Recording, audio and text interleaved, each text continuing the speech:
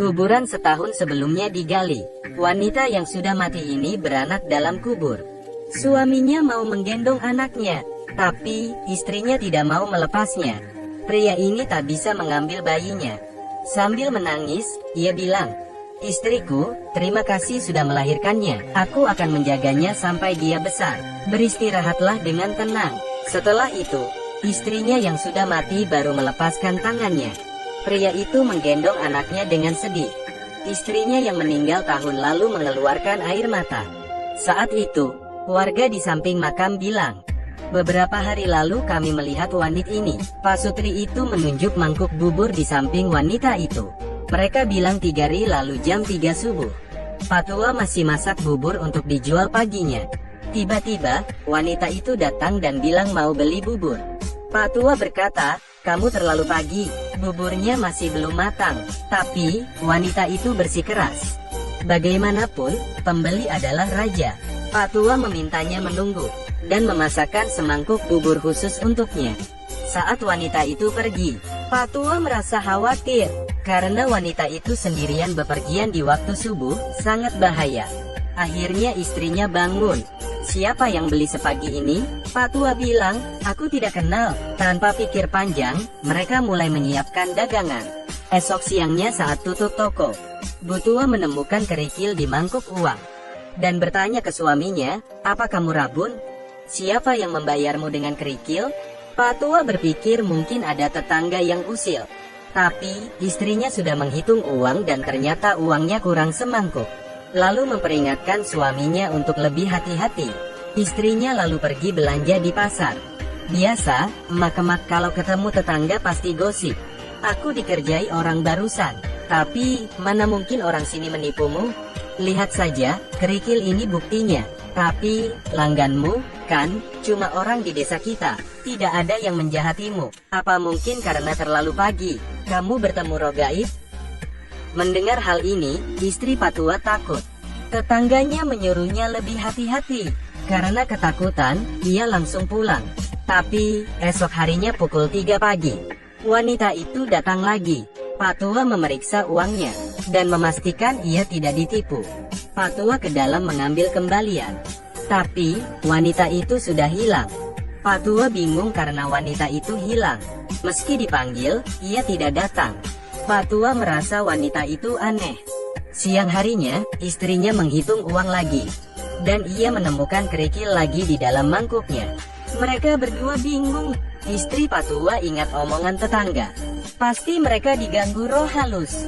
Mereka segera memanggil pendeta. Setelah diterawang, "Kalian bertemu hantu. Hantu ini wanita. Jam 3 pagi ia akan datang lagi." Patua dan istrinya ketakutan. Mereka langsung teringat wanita itu. Untungnya dia bukan hantu jahat yang haus nyawa. Ia cuma ingin dibantu. Kalau kalian bertemu dengannya, coba bantu dia sebisanya supaya permintaannya terpenuhi. Benar saja, jam 3 subuh wanita itu datang lagi. Tangan Patua bergetar hebat sampai buburnya tumpah. Wanita itu mengambil bubur dan pergi. Patua dan istrinya sampai lemas. Karen mereka bertemu hantu. Tapi, mereka cukup nekat. Mereka kepo sebenarnya ada apa. Lalu mengikuti wanita itu diam-diam.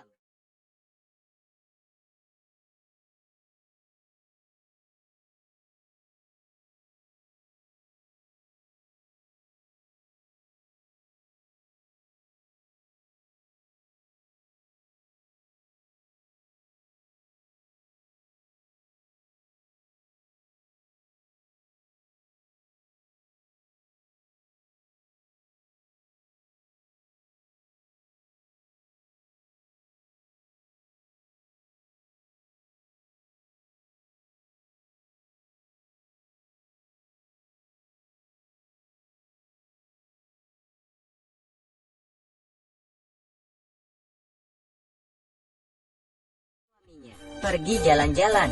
Wanita itu lelah dan mereka mencari tempat berteduh. Malamnya, sang istri kejang-kejang dan meninggal seketika. Suaminya lalu menguburkannya di sana.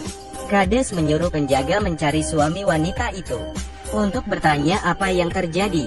Penjaga menjelaskan hal itu ke Long, si suami.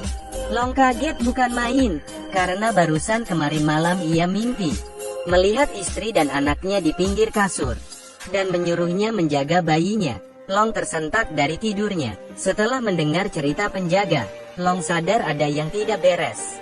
Ia segera pergi ke makam istrinya, dan menyuruh orang menggali makam. Lalu, terdengarlah suara tangisan bayi. Setahun lalu, istrinya tiba-tiba kecang dan meninggal. Long mengira bayinya mati bersama istrinya. Ternyata, setahun kemudian anaknya lahir dalam kubur. Long bersumpah akan meruat anaknya.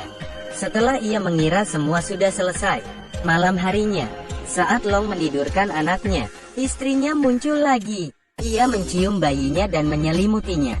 Long terbangun karena kaget. Ia melihat hantu istrinya, lalu berkata kalau ia merindukannya.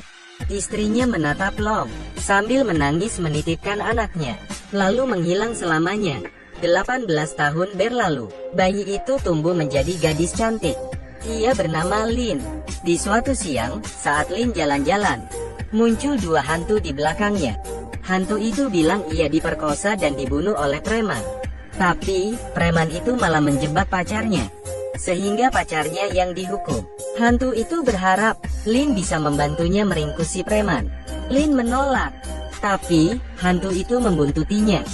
Penduduk desa melihat Lin bicara sendiri. Mereka mengira Lin gila, dan bergosip, gadis yang lahir di kuburan itu tampaknya gila. Mungkin karena ia lahir di peti mati, jadi bisa melihat makhluk gaib. Lin pulang dan bertanya ke Long apa benar ia lahir di kuburan. Lin juga bilang perihal hantu tadi. Long lalu menceritakan kisah ibunya yang menjadi hantu. Lin menangis terharu mendengar cerita ayahnya.